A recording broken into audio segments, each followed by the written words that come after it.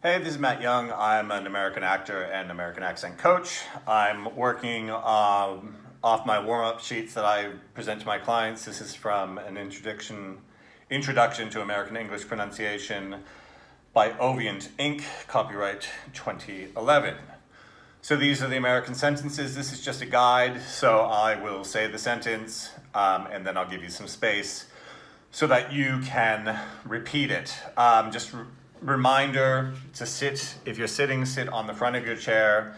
You want to have space between your hips, so you want to be sitting up straight space between your hips and your rib cage so that you can use that whole diaphragmatic breath.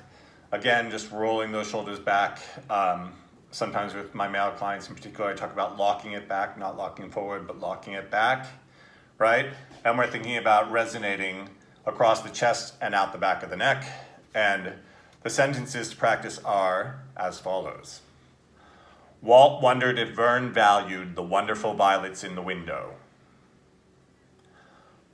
Walt wondered if Vern valued the wonderful violets in the window. All right?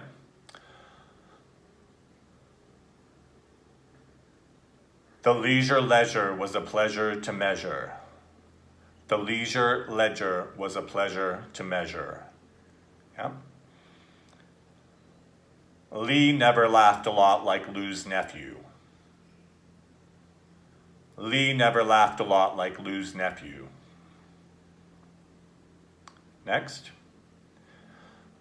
Shelby the Schnauzer was chastised for chewing the shoe. Shelby the Schnauzer was chastised for chewing the shoe. Finally, ROFL means rolling on the floor laughing. ROFL means rolling on the floor laughing.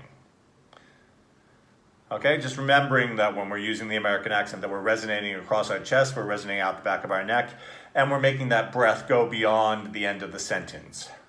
Often I will ask my clients who are not Native American speakers, whose their natural accent is not in this place, to just remember there's a lot of relaxation in the jaw, and we can always sort of leave our jaw hanging open at the end of a sentence. Cool? If that makes sense for you, great. If it doesn't, don't worry about it. Okay, here we go. This is an American limerick. This is illustrating the camel with two humps drinking water, which I talk about if you work with me. If that doesn't make sense to you, inquire with me and we can work together possibly. All right, here we go. There once was a developer named Bob. I'll repeat that. There once was a developer named Bob who couldn't find joy in his job. Who couldn't find joy in his job. He wanted to quit. He wanted to quit. But he couldn't admit that he did love to hear himself sob. That he did love to hear himself sob. Good, so the whole limerick sounds like this.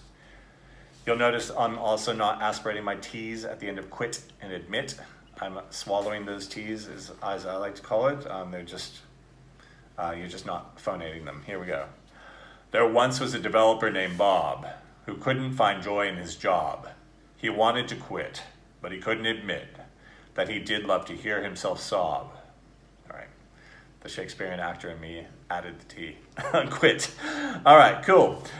Here we go, and then the last two things are just about, sometimes in the American dialect we stretch out sounds, like I just did with the word sounds.